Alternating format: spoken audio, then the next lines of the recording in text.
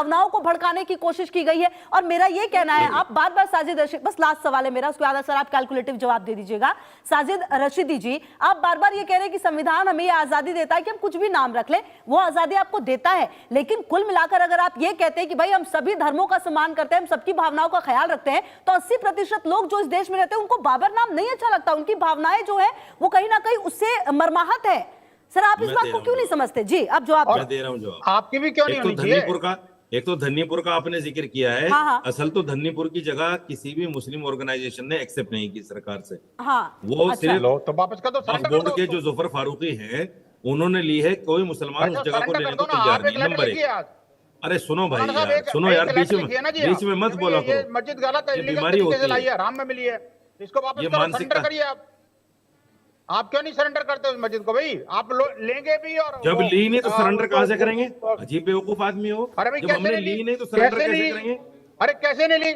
अरे जब हमने ली नहीं तो सरेंडर क्यों करेंगे? संस्कृति मेरे ऊपर मत हम पहले किसी चीज को लेंगे फिर सरेंडर करेंगे। मेरी नहीं है, हमने तो ली नहीं। ठीक है, आपने नहीं ली, ठीक है आपने ली नहीं तो सुनो यार, बात हिसाब से आपने करनी नहीं ली है, है। बिला वजह की बेतुकी बातें। ठीक है, विनोद बंसल जी, मैं आ रही हूं शाइस्ता जी, सर आप अपनी बात पूरी करें। साजिद रशीदी जी, फिर मेरे को शाइस्ता जी के पास जाना है, फिर मैं विनोद बंसल जी के पास भी आ रही हूँ। जी दूसरी बात आपने कहा कि 80% लोगों की भावनाओं का हमें सम्मान करना चाहिए। बिल्कुल, बहुत अच्छी बात है जी, लेकिन क्या 80% लोगों को 20% लोगों की भावनाओं का सम्मान नहीं करना चाहिए? कैसे नहीं सम्मान हो रहा है? बिल्कुल सम्मान होता है। क्यों ऐसा क्या कर दिया भाई? जवाब सुनो, पूरा जवाब सुनो। हाँ, जब ये कहते हैं मुसलमान के दोस्तान कब्रिस्तान या पाकिस्तान, हिंदुस्तान में रहना है तो जय श्री राम कहना है। मुसलमान दाढ़ी वालों को, सब्जी वालों को पकड़ के पीटते हैं, कहते हैं मुसलमान को दुकान मत दो, मुसलमान को किराए पे मकान मत दो। देखिए सर, अब आप एक्सेप्शनल केस को उठाकर लेकर आएंगे और उसका जिक्र करेंगे तो इसका कुछ नहीं हो सकता। मैं आती हूँ विनोद बंसल सर आपके पास। शाइस्ता अंबर जी काफी देर से कुछ कहना चाह रही है, मैं आती हूँ। साजिद रशीदी जी, मानसिकता से हो, मैं आती हूँ आपके पास। वही है शाइस्ता अंबर जी, शाइस्ता अंबर जी, जो बाबरी है, कहीं ना कहीं ये जो नाम है वो अपने आप में इतिहास में काफी ज्यादा विवादों में रहा है। उसका शायद कुछ तो ऐसे प्रसंग भी है जिसका सार्वजनिक तौर पर शायद टीवी पर जिक्र भी नहीं हो सकता। उस नाम को लेकर मस्जिद बनाने की सोच जो है वो क्या बताता है, और कहीं ना कहीं ये पूरी तरह से राजनीति से प्रेरित आपको लगता है? मैं आती हूँ आपके पास, मैं आती हूँ शाइस्ता अंबर जी। बाबर का टीवी पे जिक्र नहीं हो सकता। ज्यादा बकवास ना करें, बताएं शाइस्ता अंबर जी। पहले हम ये कहना चाहते हैं कि मैडम, हमारे देश का इतिहास बहुत सुंदर और साझी संस्कृति वाला रहा है, और भारत के राष्ट्रीय संग्रहालय में बाबर की वसीयत है। उसने हुमायूं को वसीयत किया था कि इस देश में अगर राज करना है तो जमीन पर राज मत करो, बल्कि उनके दिलों में राज करो, और गौ हत्या को मत करना। ये सारी वसीयत अभी भी आज भी राष्ट्रीय संग्रहालय में है, जो हमारा देश का सरकार और हमारे देश का संविधान वहां पे सुरक्षित रखता है। दूसरा ये कि अगर किसी की भावना को चोट पहुंचती है तो क्यों चिढ़ पैदा करें, क्यों बाबर का नाम रखे, क्यों ना कोई अच्छे, हम किसी अच्छे नाम का रखे, नाम आजाद नाम रख दे, आजाद मस्जिद रख दे, हम कोई और ऐसा नाम रखे जो हमारे देश के आदर्श महापुरुष रहे हैं उनका नाम रख दे। और ये एक राजनीतिक साजिश है जो दो धर्मों के समुदाय को लड़ाने की है। शाइस्ता अंबर जी, मौलाना साजिद रशीदी तो ये भी कह रहे थे कि बच्चों का नाम बाबर हुमायूं रहता है तो ठीक है, बस मस्जिद का नाम है बाबर तो बड़ी दिक्कत है, ये भी कह रहे थे। देखिए, पहली बात तो ये कि हमारे भारत वो इस्लाम के इतिहास में यजीद नाम का आदमी, जिसने मोहम्मद सल्लल्लाहु अलैहि वसल्लम के नवासों को भूखा प्यासा काट के उसके टुकड़े टुकड़े करके यजीद ने किया था, तो यजीद का नाम तो नहीं रखा जाएगा ना। और हिटलर ने जिस तरह से, हाँ, हिटलर का ही मैंने जिक्र किया था तो जवाब यही दिया था मौलाना साजिद रशीदी जी ने। जी जी, हाँ, तो नाम नहीं रखा जाएगा, क्यों रखा जाए? ठीक है, बाबर ने बहुत अच्छी वसीयत किया। कैसा आ रही हूँ सर आपके, आ रही हूँ। वो शासक थे। हमारा देश संतों का है, सूफियों का है, औलिया अल्लाह का है, ऋषि मुनियों का है, तो हमें साझी संस्कृति को लेके दिलों को जोड़ना चाहिए, दिलों में मोहब्बत। ठीक है, वोट का ध्रुवीकरण नहीं कर सकते। ठीक है सर, ठीक है, मैं आती हूँ शाइस्ता जी।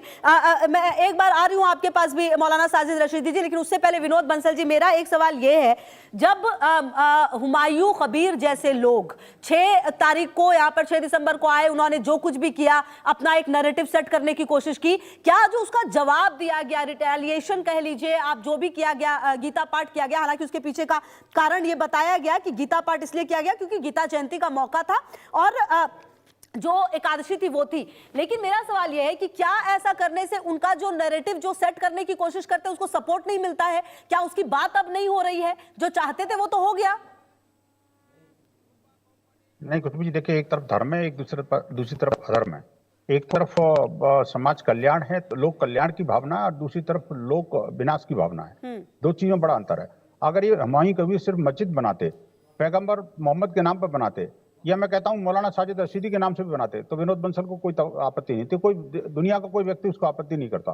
वो अलग बात है कि मुस्लिम समुदाय इनको आपत्ति जरूर कर सकता है इनके नाम पर बनाने में, लेकिन मैं कहता हूं कि बाबर के नाम पर मस्जिद बनाने का सीधा सीधा अर्थ है कि देश के मुसलमानों को, खासकर जो बाबरी में उस मस्जिद के अंदर नमाज पढ़ने आएंगे, वो सब एक तरह से बाबर की मानसिकता के साथ शिकार होंगे। तो क्या बाबर की मानसिकता ठीक थी, ये मुस्लिम समुदाय को तय करना है।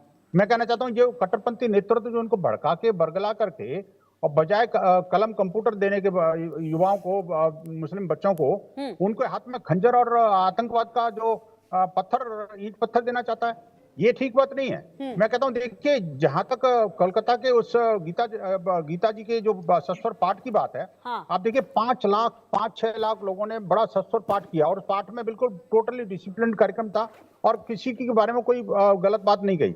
हाँ। मैं कहना चाहता हूं आखिरकार, और देखिए माननीय प्रधानमंत्री जी ने भी कहा है कि अगले 10 साल में हमारा टारगेट है कि गुलामी के सारे चिन्हों को हमें समाप्त करना है, इस मानसिकता को समाप्त करना है जिस मानसिकता से साजिद रशीदी भी ग्रसित हैं। मुझे समझ में नहीं आता। लेकिन विनोद बंसल जी, लेकिन हम आप जो भी करेंगे वो तो संविधान के दायरे में रहकर ही करेंगे ना, और क्यों हिंदू समाज के लोगों में ये सर, हिंदू समाज के लोगों में क्या मैसेज जाना चाहिए? मैसेज ये नहीं जाना चाहिए कि संविधान हमारे साथ है, अगर ऐसा कुछ किया भी उस व्यक्ति ने तो हमारा ये भरोसा क्यों ना हो संविधान पर कि संविधान जो करेगा सही करेगा, हम अदालत का रुख कर सकते हैं, हमें उन्हीं की तरह से क्यों जवाब देना है?